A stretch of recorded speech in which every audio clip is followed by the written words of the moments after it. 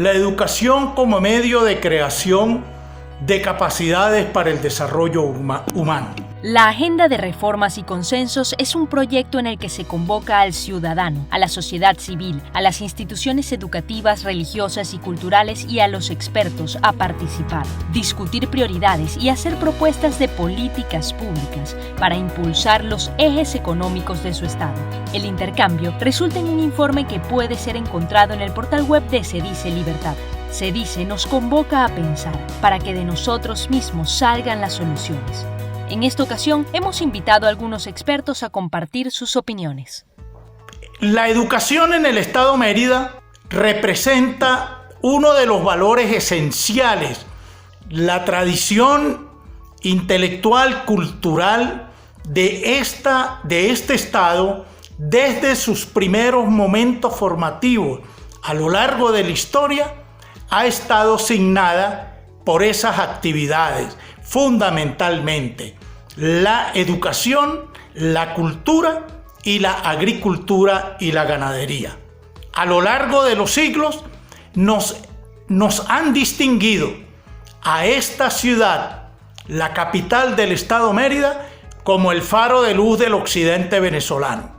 Ello debido a la acción educativa y cultural de la Iglesia en este territorio. De allí pues que uno de los valores esenciales con que cuenta Mérida para superar el estado de crisis y su posterior desarrollo radica fundamentalmente en un manto de roca que ha sido su tradición histórica, educativa y cultural. Pero en estos momentos, dado el diagnóstico, presenta una serie de situaciones que redundan en una estructura educativa no apta para el desarrollo de Mérida ni para el desarrollo de los ciudadanos y ciudadanas que habitan en este territorio. Hay una ausencia total de planificación, de inversiones, de atenciones logísticas para el funcionamiento de la educación en todos sus niveles. Otra de las características fundamentales que elabora este documento son las del ausentismo y la deserción escolar en el Estado Mérida, que representa una tasa muy alta y dolorosa, no solamente de la educación media y diversificada, sino de la educación universitaria. Una de las fallas institucionales y operativas para la sostenibilidad del proceso educativo en todos sus niveles, fundamentalmente en la educación básica integral y en la diversificada, ha sido la alta carga de ideologización a la que han sido sometidos los programas con los cuales el gobierno intentó cambiar la mentalidad y la cultura del venezolano. La ideologización socializante y comunizante no es ningún signo de futuro, ni de progreso, ni de desarrollo humano. Es todo lo contrario. Y ahí se afincaron en esos programas, de tal manera que esta estructura educativa actual tendrá que ser radicalmente transformada en sus objetivos, en sus contenidos y fundamentalmente en la filosofía que la oriente. A nosotros nos mueve a pensar en dos aspectos esenciales. La primera es la de que hay que concebir la inversión en educación como un aspecto estratégico, sustantivo, fundamental de la sociedad y del Estado en Venezuela. No puede seguir considerándose a la inversión en educación como un gasto, sino que hay que elevarla de categoría para entender su significación y para entender fundamentalmente que el desarrollo, que el crecimiento económico, que la transformación del país descansa fundamentalmente en alcanzar mediante una educación de calidad aumentar el potencial y los aceleradores del progreso y de la prosperidad para nuestro país. La inversión tiene que ser pública y privada. A la empresa privada le corresponderá incrementar y participar en la educación en Venezuela, porque es necesario que para el desarrollo de las distintas actividades productivas del país nosotros tengamos un potencial, tengamos un acervo de capital fundado en una educación universal. No solamente se requiere educación para la investigación, sino que se requiere también investigación para la especialización cada vez creciente de la mano de obra. Las transformaciones que están ocurriendo en la ciencia y la tecnología y que han venido a posibilitar el desarrollo de la cuarta revolución industrial, nosotros no podemos desligar la creación a través de la educación de una mano de obra altamente calificada, altamente formada y especializada en el manejo de las nuevas tecnologías. Para incrementar la productividad y la competitividad internacional, la empresa privada tiene que participar de manera protagónica no solo en la inversión, sino en el desarrollo de creación de instituciones que posibiliten el incremento del capital humano y muy bien formado. Aquí están planteadas en este documento la necesidad de una profunda transformación de las estructuras curriculares que, repito, nos coloquen a nosotros en la senda de construir futuro, que nos coloque a nosotros en la senda de la prosperidad y del desarrollo nacional.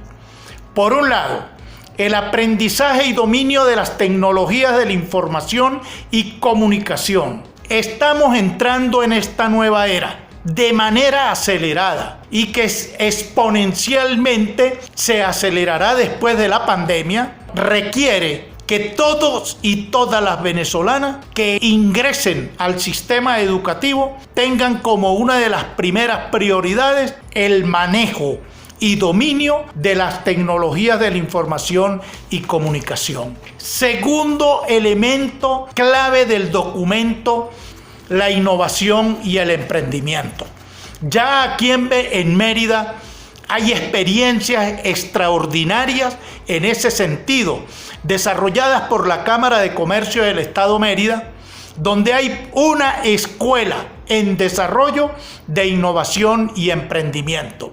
Pero esta actividad tiene que ser incluida en los pensum de estudio de la escuela básica integral, porque esa capacidad inherente al ser humano hay que comenzarla a desarrollar desde la primaria. Innovación y emprendimiento es una de las estrategias fundamentales que habrán de determinar el futuro de la humanidad.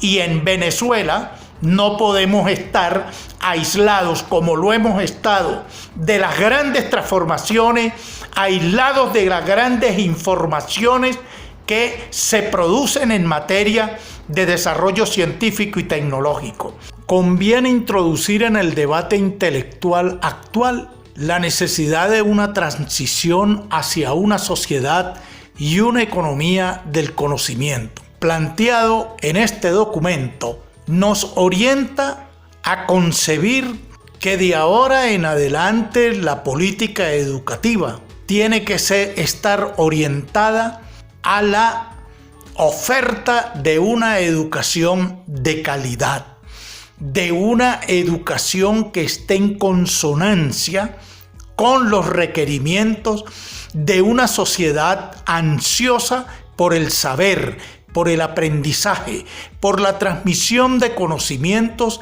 y la socialización de la información que promueva este cambio, esta transformación. Cito: la calidad de la oferta educativa debe encaminarse a lograr competencias básicas en lectura y habilidades matemáticas, que hoy, junto con las habilidades digitales, representan las habilidades mínimas de alfabetización de la población. Universalizar entonces la educación, concebirla como una educación para la superación de la pobreza, del atraso, como una educación para disminuir las inequidades, las desigualdades, tiene que estar basada en estos parámetros que acabamos de señalar. Solo así se convierte a un educando en un ciudadano con posibilidades de desarrollo individual, con posibilidades de desempeñar actividades laborales en el futuro a lo largo de toda su existencia. El padre Luis Ugalde nos señaló lo siguiente: los nuevos pozos petroleros de Venezuela están en los cerebros de las venezolanas y los venezolanos. Cierro la cita. Esto quiere decir que el petróleo ha dejado de ser la fuente de la riqueza nacional. Estamos en el tránsito hacia una nueva utilización de los recursos naturales y de las fuentes de energía que moverán el mundo en los próximos años. La indicación que nos hace este ilustre prelado es la de que tenemos que comenzar a generar los fundamentos de nuestra nueva riqueza y que está basada en el desarrollo del talento y de las potencialidades de los venezolanos y las venezolanas. De tal manera que la educación se constituye como la palanca fundamental para el desarrollo del país. Veámoslo como un proceso, veámoslo como una transformación que habrá de cumplirse en nuestro país inexorablemente en los próximos años. Eso va a significar grandes posibilidades de desarrollo, tanto para el orden democrático, tanto para el orden del ejercicio de la ciudadanía y de la libertad, así como para el económico.